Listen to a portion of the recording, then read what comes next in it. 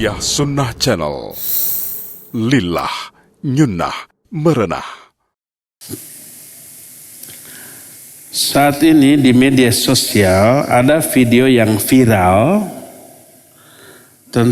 tentang anak kecil yang berpemahaman bahwa orang tua Rasulullah SAW tidak masuk neraka. Apakah ini syubhat dan bagaimana pemahaman yang benar terkait hal tersebut? Ya, syubhat. Mungkin anak kecil itu alat, dijadikan alat oleh orang tua atau bahkan dai ustadz yang berpemahaman seperti itu. Dalilnya perasaan masa. Wanita yang melahirkan manusia terbaik yaitu Nabi SAW, masa ahli neraka, kan gitu. Masa manusia terbaik lahir dari rahim ahli neraka. Pakai perasaan kan ya? Kalau begitu mestinya tidak ada nabi yang orang tua atau anaknya durhaka. Mestinya ya. Tapi realita yang ada nggak nabi tapi orang tuanya durhaka atau anaknya atau istrinya durhaka? Ada? Banyak. Nabi Nuh dan Nabi Lut. Dua istrinya, maksudnya istri masing-masing dari istri Nabi Nuh dan Nabi Lut, dua-duanya ahli neraka. Kata siapa? Kata Al-Quran. Surat At-Tahrim menyatakan daraballahu mathalan lil ladzina kafaru imra'atan Nuh wa imra'atan Lut kanata tahta 'abdaini min ibadina shalihin fa khanatahuma falam yughni anhuma minallahi syai' wa qila adkhulan nara ma'ad dakhilin. Ya. Nabi Ibrahim, ayahnya siapa? Azar, tukang bikin patung. Nabi Ibrahimnya tukang membabat patung yang disembah. Ininya tukang bikin patung. Ahli neraka. Hati kita iya, gimana? Nggak tega iya. Tapi agama ini tidak dibangun di atas perasaan dan akal. Kita berharap istri para nabi, orang tua, anak-anak para nabi, semuanya ahli surga. Tapi Allah kan yang lebih tahu.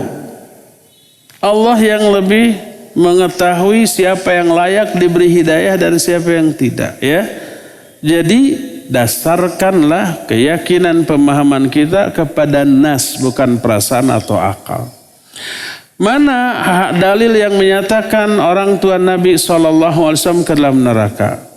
Saya bacakan dua hadis saja. Di antaranya Nabi SAW sebelum menaklukkan kota Mekah, di perjalanan beliau singgah ke kuburan ibunya di Abwa.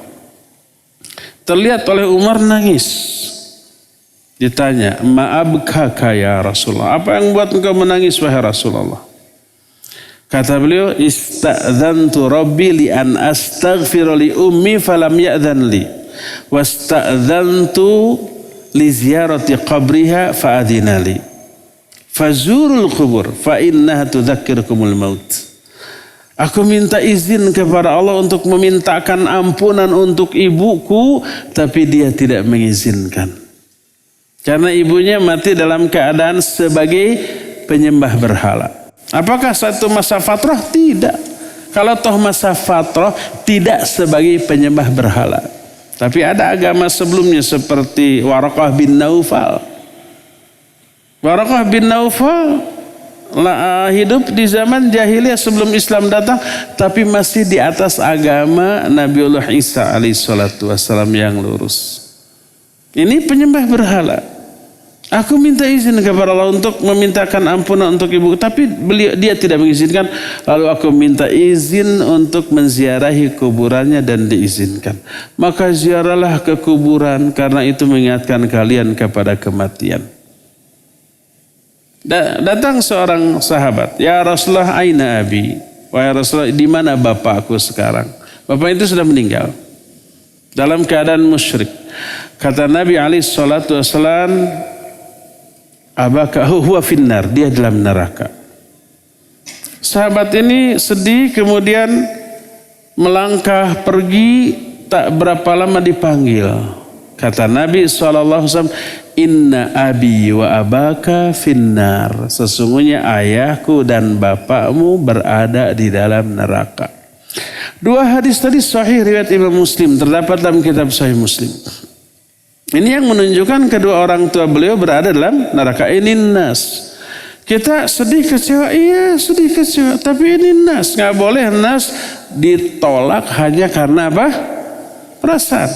Kalau begitu tolaklah ayat yang menyatakan bahwa kedua istri Nabi Nuh, Nabi Lut itu ahli neraka. Coba tolak dengan perasaan.